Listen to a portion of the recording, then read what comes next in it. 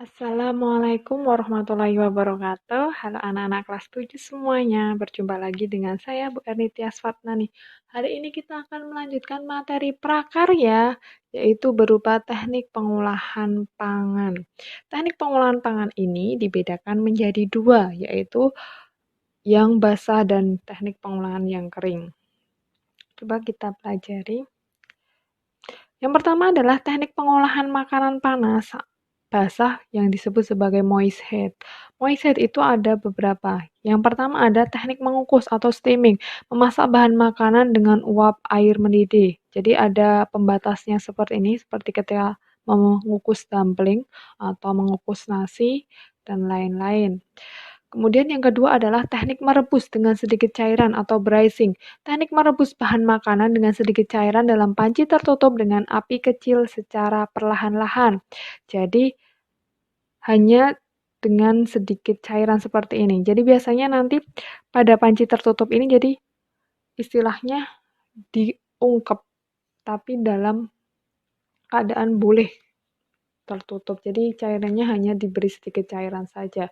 Yang ketiga adalah teknik boiling, yaitu mengolah bahan makanan dengan cairan yang sudah mendidih. Jadi dididihkan dulu, baru dimasukkan. Seperti ketika merebus. Di sini adalah merebus telur. Jadi airnya mendidih terus. Yang keempat adalah teknik merebus atau menutup bahan panganan dengan poaching. Merebus bahan panganan di bawah titik 83-95 derajat dalam menggunakan cairan yang terbatas jumlahnya. Contohnya poached egg. Jadi di sini ketika dididihkan itu airnya tidak mendidih terus seperti ketika melakukan boiling. Jadi contohnya adalah membuat telur yang dididihkan dengan cara dihilangkan cangkangnya. Yang kelima adalah teknik menyetup atau mengulai atau stewing. Mengolah bahan makanan yang terlebih dahulu ditumis bumbunya dan direbus dengan cairan atau susu santan kaldu yang berbumbu dengan api sedang. Jadi biasanya bumbunya ditumis dulu kemudian dikasih cairan yang cairannya itu sudah berbumbu juga. Contohnya adalah ketika menggulai daging dan lain-lain. Yang keenam adalah teknik mengetim. Masak bahan makanan dengan menggunakan 2 buah panci yang berbeda ukuran untuk membuat nasi tim atau dengan melelehkan coklat. Jadi di sini ketika kalian mau melelehkan coklat itu ada 2 panci. Yang pertama berisi cairan, yang kedua adalah yang berisi coklat. Jadi tidak langsung dengan air, tapi lewat mengetim ini. Yang ketujuh adalah teknik mendidih atau simmering. Teknik memasak bahan makanan dengan saus atau bahan cair lainnya yang dididihkan dahulu. Kemudian api dikecilkan dan direbus lama sampai permukaan muncul gelembung kecil digunakan untuk membuat kaldu. Jadi biasanya mendidihkan dulu cairannya baru dimasukkan bahan-bahannya dan ditunggu sampai dia mengental dan membentuk gelembung-gelembung kecil di atasnya.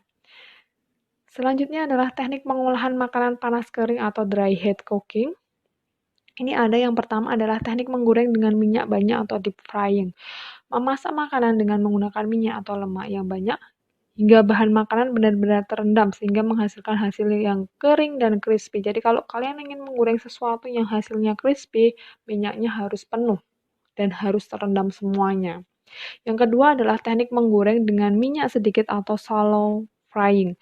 Mengolah bahan makanan dengan atau menggoreng yang dilakukan dengan cepat dalam minyak goreng yang sedikit dengan wajan yang datar. Jadi kalau menggoreng dengan ini biasanya dengan teflon yang datar dengan minyak yang sedikit. Yang ketiga yaitu teknik menumis atau sautening.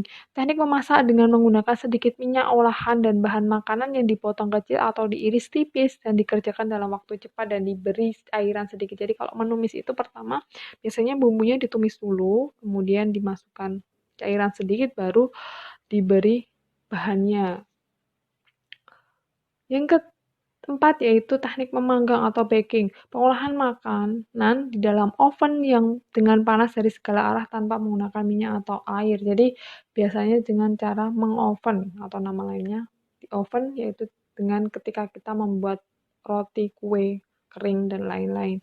Yang kelima adalah teknik membakar atau grilling. Teknik pengolahan makanan di atas lempengan besi panas atau di atas panci dadar teflon yang diletakkan di atas perapian langsung. Jadi ketika kalian membakar atau membuat sate. Tuh. Berikut adalah contohnya, yaitu ini grilling yang biasanya eh, di restoran Korea itu banyak sekali grilling. Kemudian yang kedua adalah deep frying ketika menggoreng kentang. Yang ketiga adalah shallow frying, jadi minyaknya sedikit pada panci yang mendatar. Selanjutnya adalah teknik pengolahan makanan pangan lainnya, jadi tidak melalui masakan. Yang pertama adalah menyaring, membuat bahan menjadi halus dengan alat penyaringan, baik dari saringan kawat, kain penyaring supaya diperoleh cairan yang jernih. Jadi ketika kalian membuat santan itu biasanya disaring. Yang kedua adalah dengan cara mencampur, yaitu menyatukan bahan pangan menjadi tercampur rata. Mudah ya kalau ini. Yang ketiga yaitu menghaluskan, membuat bahan pangan menjadi halus dengan bantuan alat blender, parutan maupun dengan cara diulek. Jadi ketika kalian membuat jus, ketika kalian membuat apa bumbu, dan lain-lain. Yang keempat adalah tidak dimasak. Bahan pangan yang dapat dimakan mentah atau raw food, umumnya berupa buah dan sayur. Jadi, makanan yang bisa langsung dimakan tanpa dimasak atau disebut raw food. Jadi, ketika kalian makan buah atau salad itu biasanya dibuat dalam tidak dimasak atau raw food. Nah, sekian dari materinya, hanya sedikit saja. Tugas kalian minggu ketiga ini adalah carilah 2 jenis olahan buah segar. Jadi kalian mencari olahannya, boleh yang mudah, boleh yang tidak, yang penting sudah dalam bentuk olahan, tidak hanya bentuk buah mentah saja. Dan identifikasikan bahan, alat, dan langkah pembuatan, serta teknik memasaknya apa atau yang digunakan tekniknya. Ya, sekian dari saya, banyak salahnya mohon maaf. Assalamualaikum warahmatullahi wabarakatuh.